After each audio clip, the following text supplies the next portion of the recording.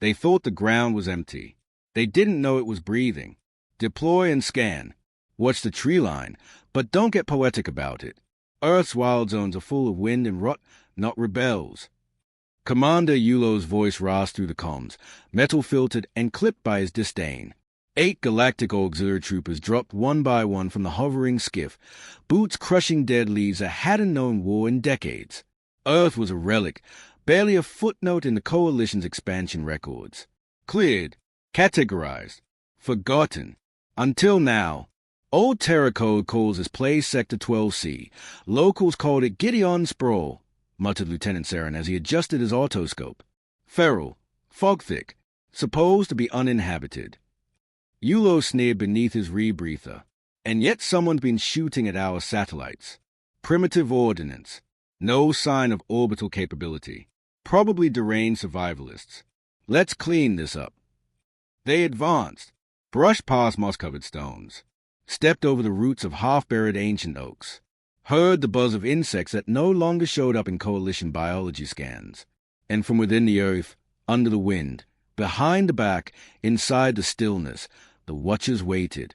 A corpse lay 20 meters ahead, face down, gear shredded. ID ping, asked Saren, kneeling by the body. Yulo tapped his HUD. No IFF return. Could be Coalition. Could be local scum. The corpse twitched. No, wait! Saren tried to backpedal. Too late. The body jerked violently upward, not alive, but pulled by a taut vine. A counterweighted decoy. Its movement yanked 3 branches upward in a snap. A chain of microclave fragments fell from the canopy, tiny metallic seeds designed to burst on impact. Click. Explosion. Sharp and tight. One trooper flew sideways, armor plate shredding. Another screamed as something jagged embedded in his throat. Chaos surge. Ambush. Yulo barked. Scan all directions. Get thermal. Get. Crack. A single gunshot, not from above or below, but from the exact edge of their formation. A precise echo. Measured. Controlled. Trooper 03 jerked backward, top of his skull clean off. No laser. No plasma flare. Just a raw, ugly hole. Supersonic slug. Old school. Effective. What the hell was that? Gasped Saren, ducking behind a boulder. Sniper fire. No HEDIS IG, another screamed, scanning. No cloak shimmer, no motion. Ghost field. Yulo spat. No, not here. Not on Earth. Another shot, this time from behind. Trooper 04 went rigid. Bullet through the neck, armor be damned. He collapsed without sound. Yulo spun. We're being flanked. How? There's no cover. But there was. The forest was a cover, and the Ghillies were inside it. The first twin exhaled through a reed under leaves. Breath regulated. Heart rate down to 32 BPM. He'd been lying there for 12 hours, unmoving. The second was 70 meters west, buried under mud and lichen, camouflaged so thoroughly not even advanced sonar could tell his shape from a rock. They were not brothers by blood, but they were bonded by survival, by rage, by war.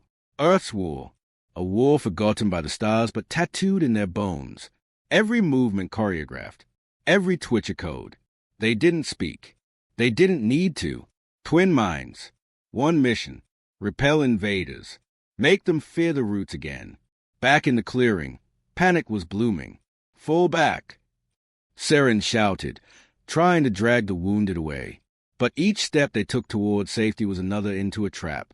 Auxiliary Trooper 06 tripped a wire, a trip mine linked to a spike trap. A sharpened stake burst up through his ribcage. His scream echoed once, then stopped. Above, something rustled. Drone.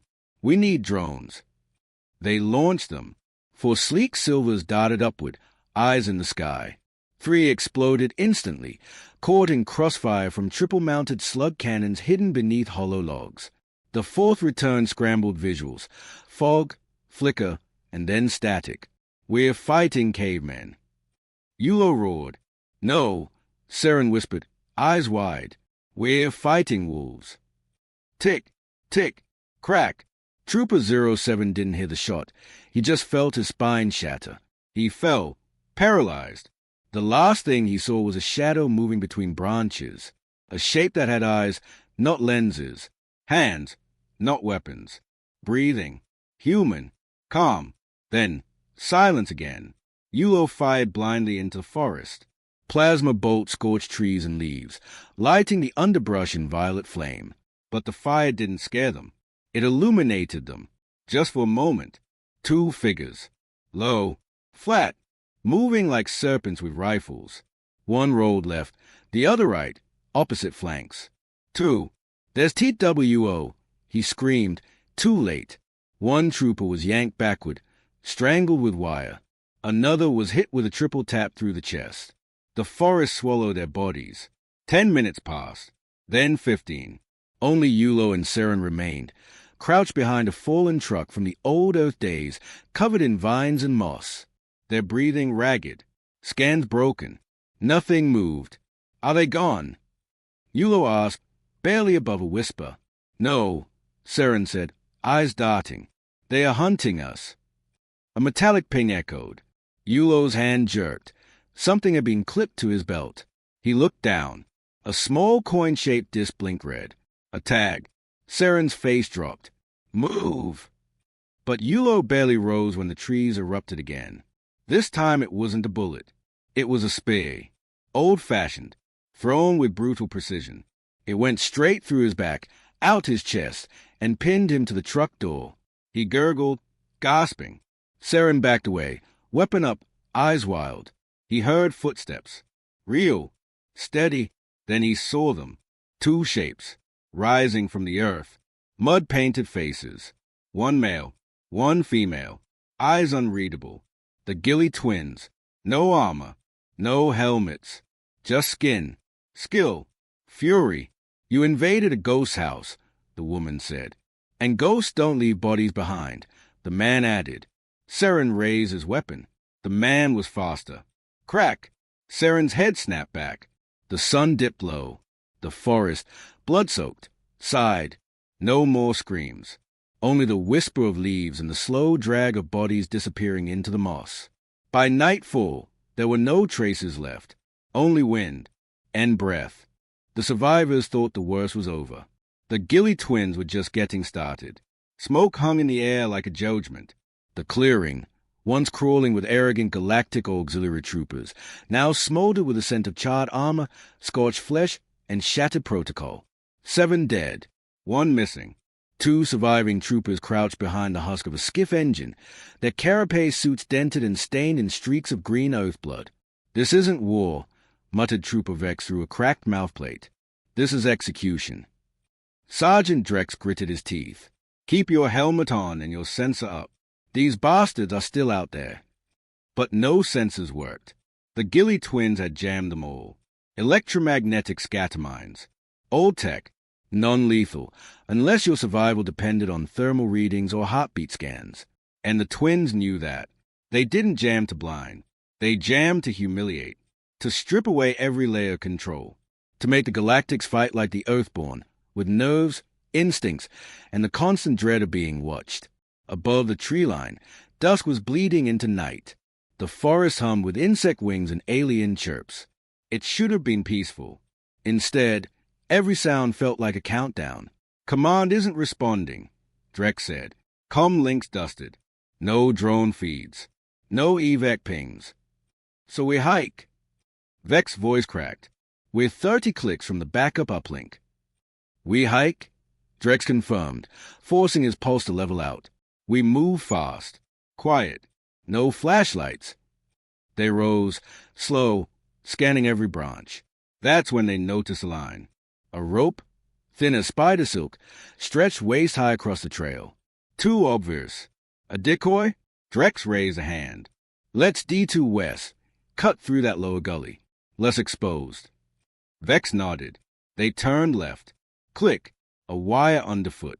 Not a tripwire. A pull wire. Before Vex could scream, 3 metal spheres launched from the treetops like angry wasps, tiny compressed gas shells wrapped in razor wire. They exploded mid-air. Razor coils whipped in every direction.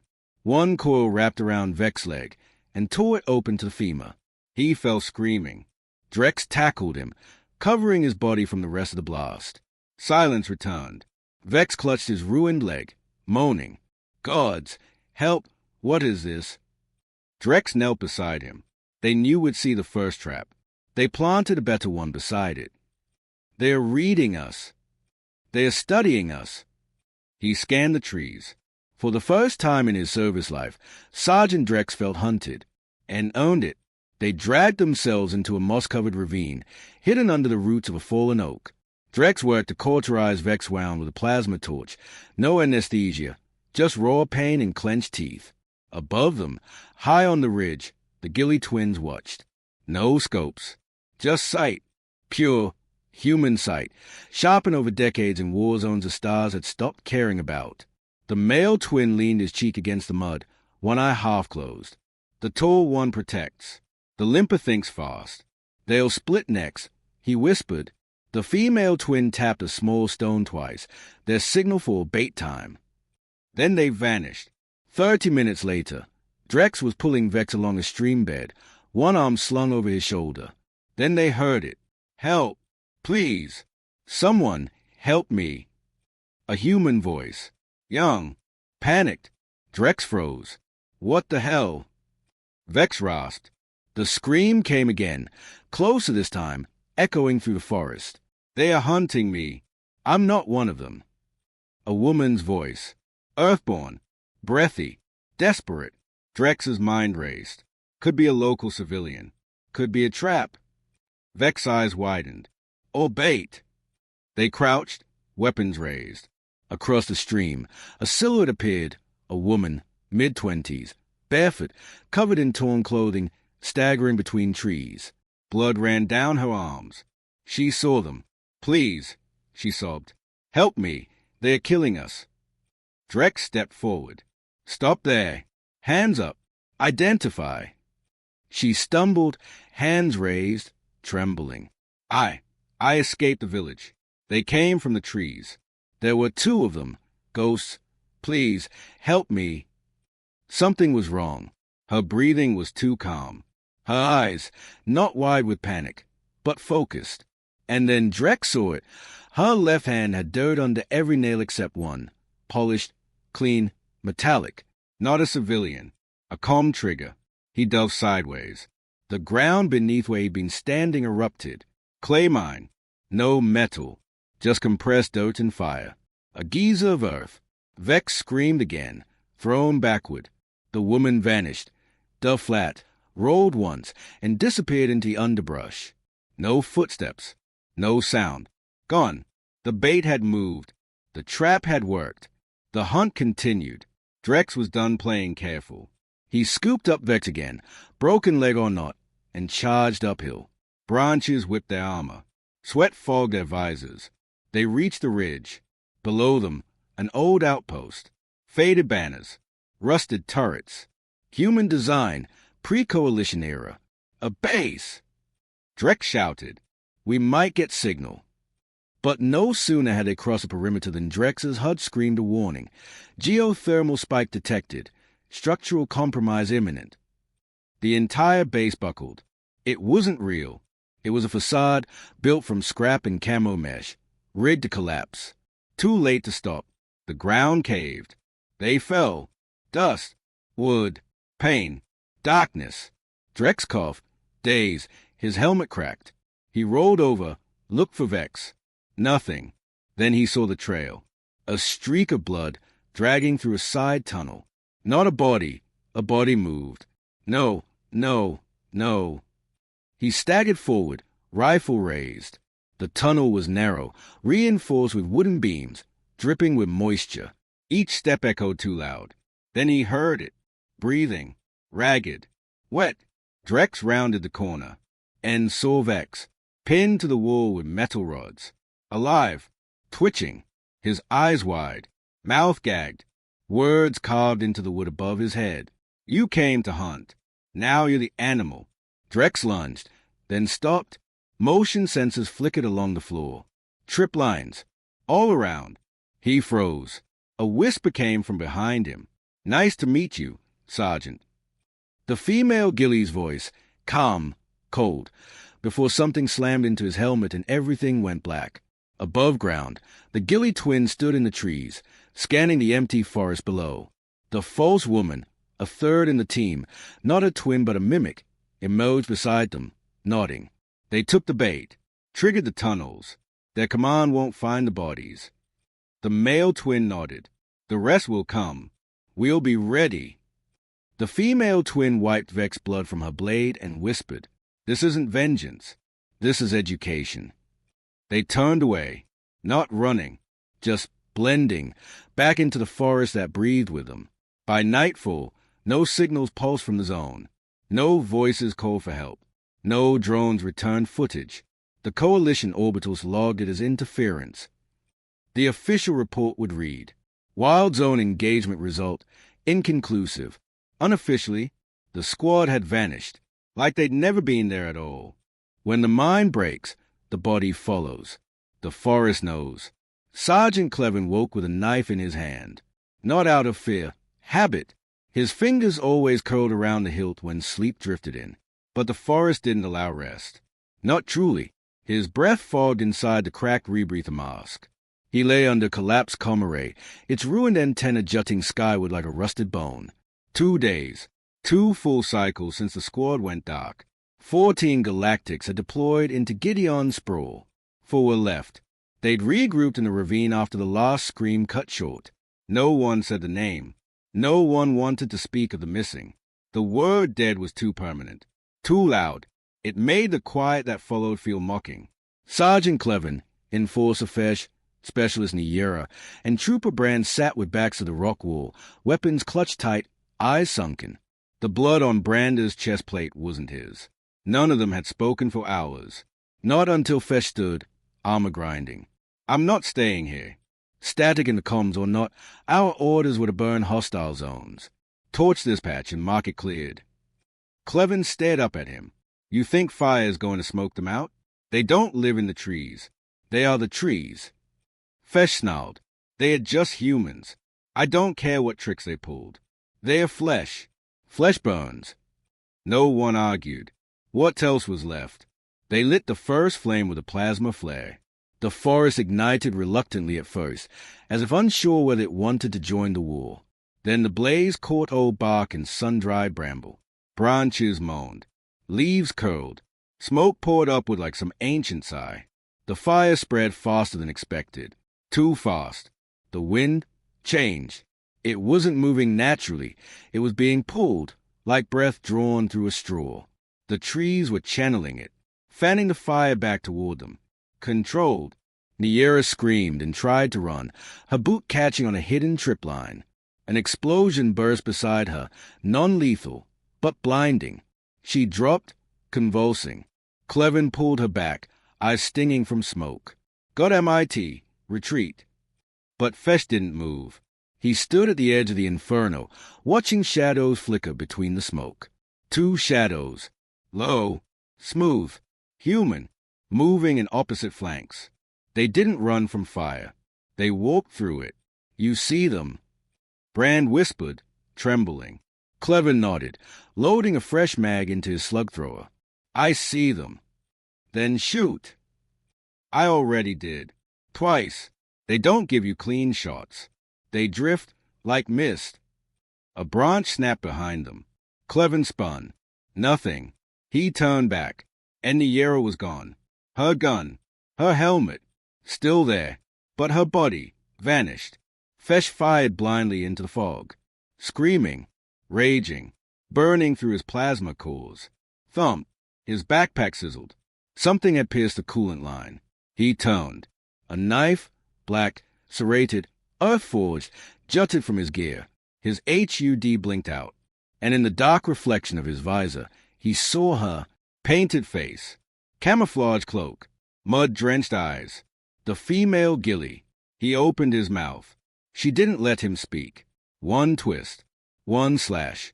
His throat parted. Hot blood sprayed. He fell to his knees, gargling his last order. Clevin dragged Brand deeper into the wrecked structure. They found what was left of the original Earthborn resistance cache, rotted MREs, corroded knives, a rifle rack with 1 still functional bolt action and 7 heavy rounds.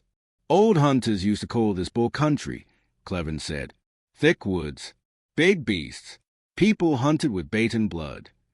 Bran blinked. What's your point? My point. Clevin handed him the bolt-action rifle. You're the bait. Bran paled.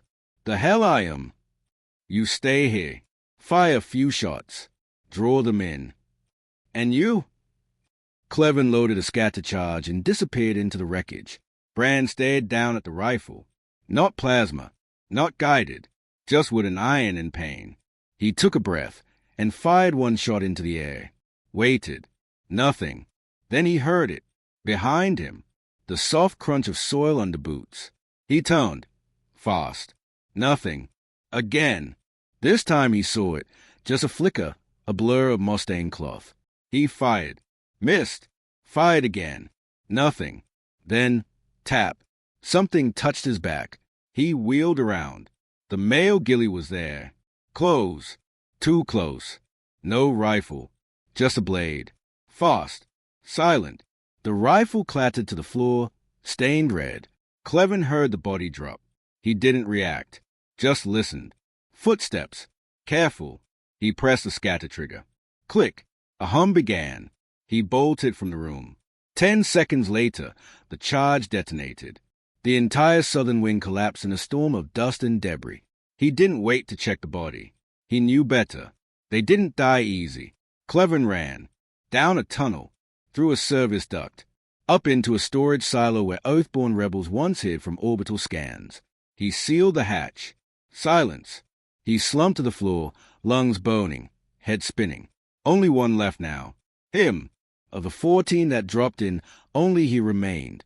He laughed once, then stopped. There was no joy in it, only the echo of hollow men rattling around a world that no longer wanted them. He looked out through the slit in the silo wall. The forest burned. The night coughed smoke. Somewhere out there, they were watching, waiting. He knew what they were now. Not just soldiers, not just survivors, but symbols. Ghosts of a war the stars had tried to bury. Earth had bled once. Now it remembered. And the Ghillie twins were its memory made flesh. Suddenly, a voice. Through his helmet, on open frequency. Raw static. Then words. You know why we spared you, Clevin. He froze. Because you fought. You adapted. The others relied on toys. You used instinct. A pause. That's what Earth taught us. That's what it will teach the next ones. Silence. Then one final word.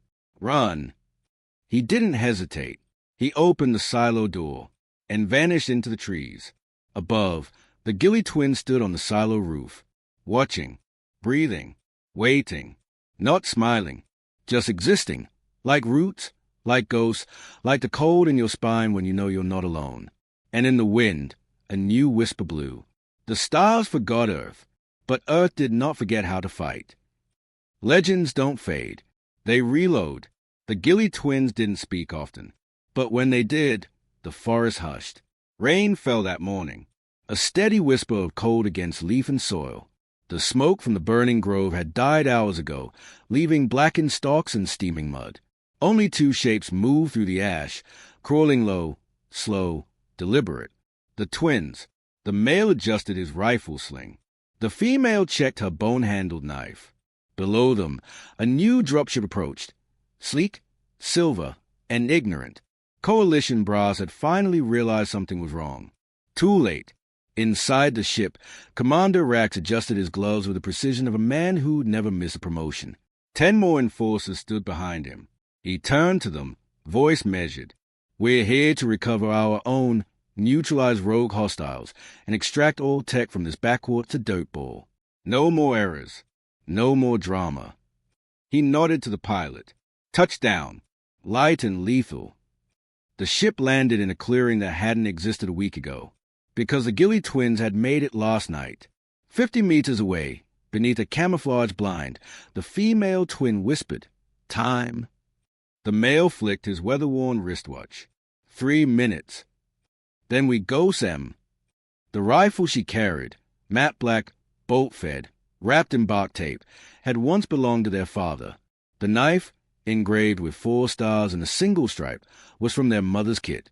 The twins didn't serve any flag now. They served memory. They served Earth. Long ago, before they were ghosts in the trees, they'd worn standard Recon armor. Age 17, shipped into the Gideon campaign. A trap war, one the stars had already written off. Command said observe only.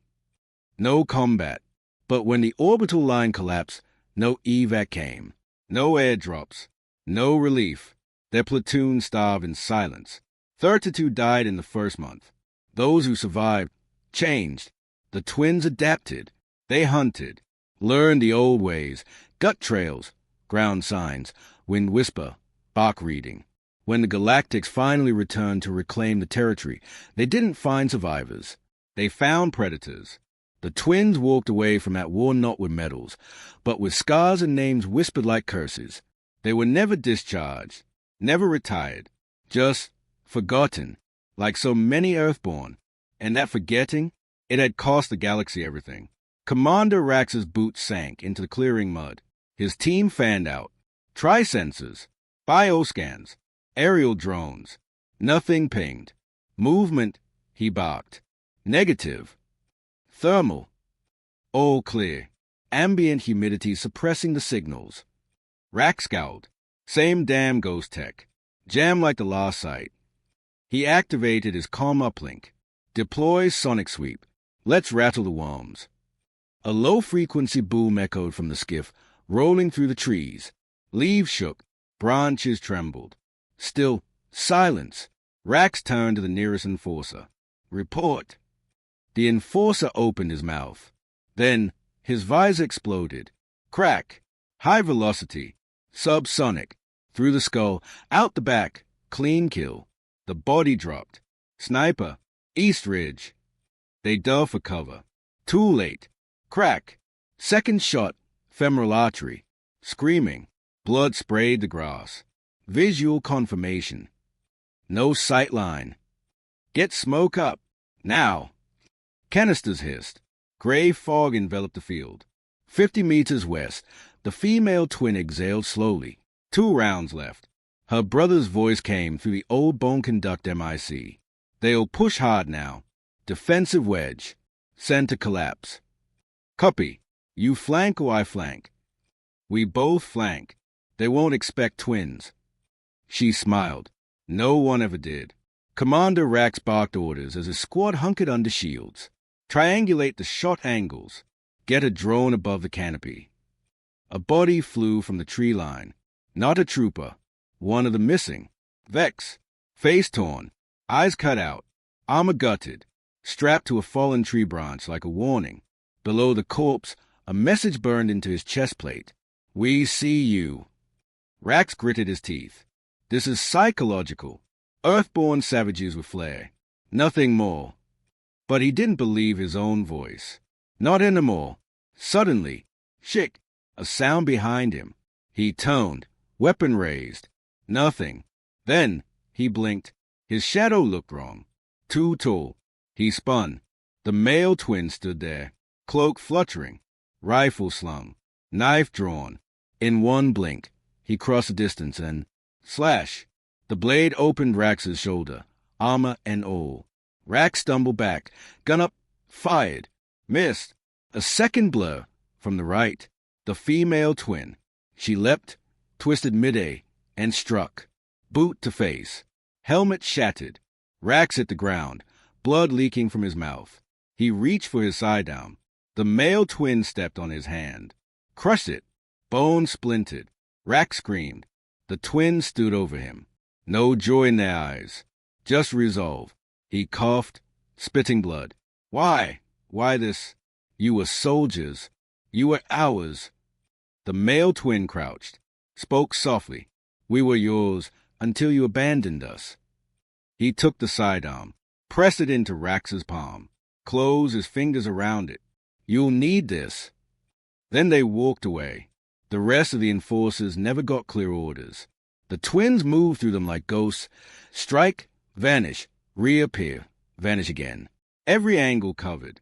Every escape blocked. 2 more died within minutes. 3 ran into the woods. Never came back.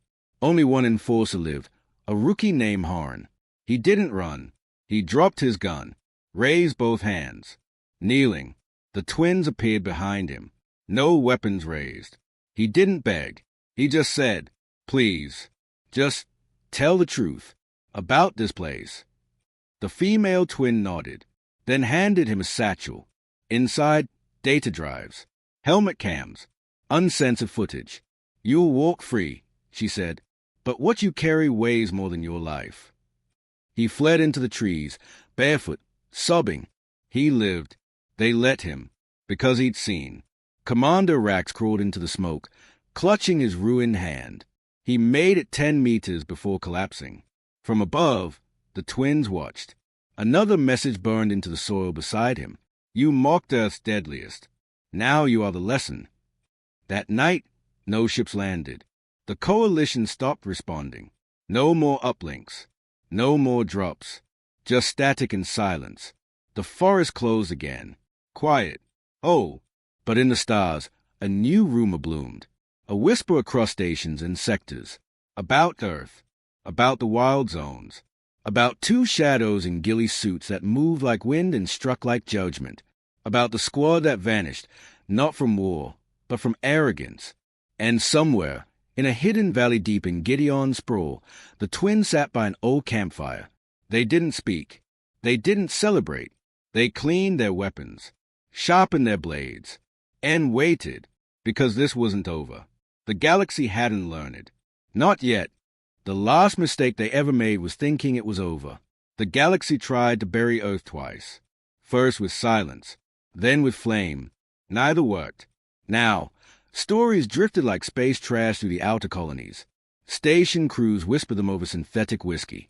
Smugglers painted the stories across hull plates. Soldiers laughed uneasily when scanners pinged close to Gideon's sprawl. The official report listed it as radioactive terrain instability. But those who knew, they called it the Hollow Grave. And they knew too still walked it. On the 3rd lunar rotation after the last team vanished, the Coalition launched a final response. They didn't call it a rescue. They called it asset sanitization. Because something from Earth was leaking, and it wasn't just blood. The Ghillie twins had left survivors. Survivors who talked. Now there were vids, sensor maps, battle logs. Entire darknets dissected every second of footage, showing ghost-like snipers tearing elite troopers apart in seconds. Earth's name was rising again, and the brass panicked. They didn't send another squad. They sent an orbital purge ship, the CSK Vengeance. It hung over Gideon's atmosphere like a guillotine. 18,000 tons of steel. Carrier drones.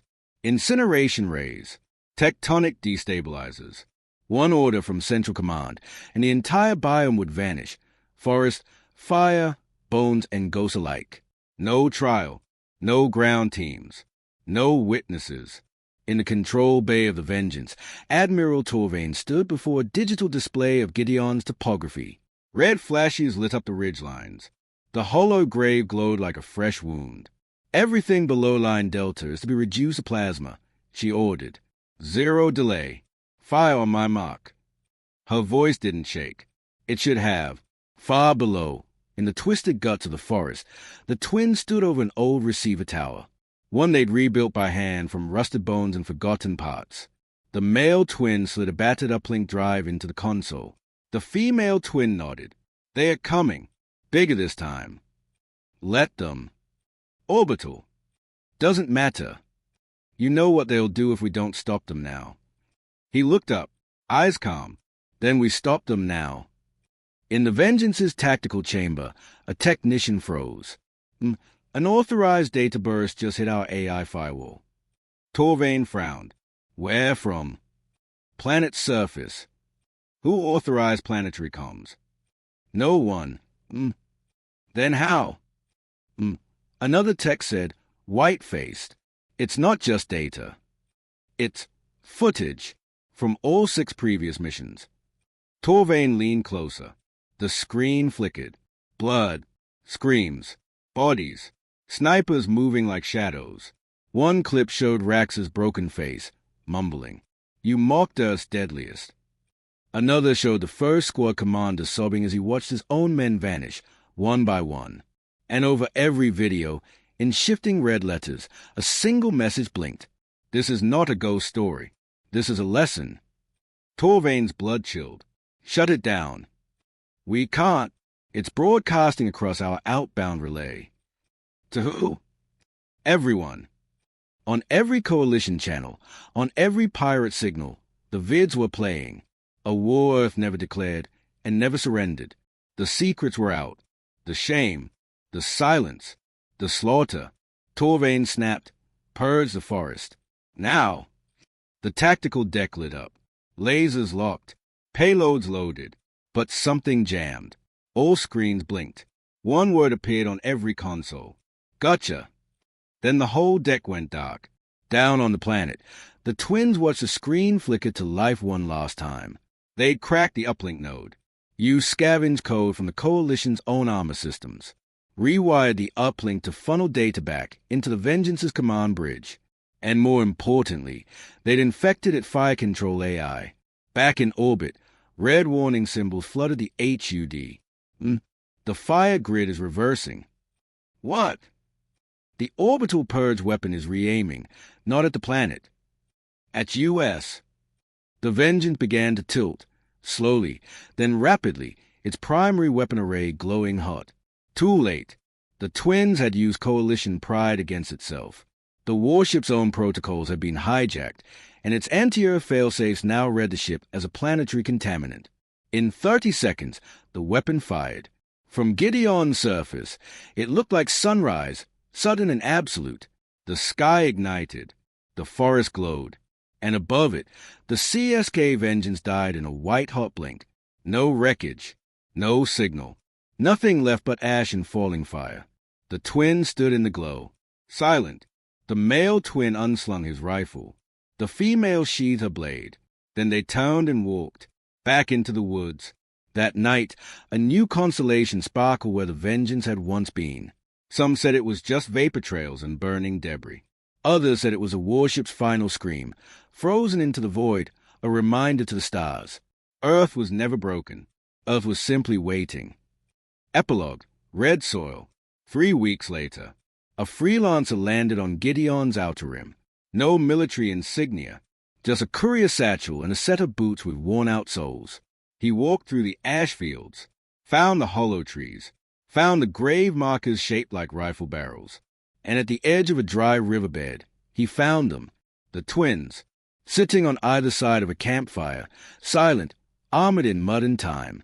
He said nothing, just held out a datapad. They want to talk. The male twin didn't look up. Who's, eh? Everyone. He dropped the datapad. It blinked once. The top line read, Galactic Accord Truth Hearings. Earth Veterans Testimony Requested. The female twin stood, stretched her shoulders, finally spoke. They mock us. They hunt us. They erase us. She looked toward the stars, and then they beg us to come home. The male twin picked up the datapad, read the request, laughed once. It wasn't joy. It was war-shaped breath. Let them wait. He toned, walked back into the woods. The female followed, and once again they vanished, like smoke, like whispers, like the deadliest ghost the galaxy ever made the mistake of forgetting.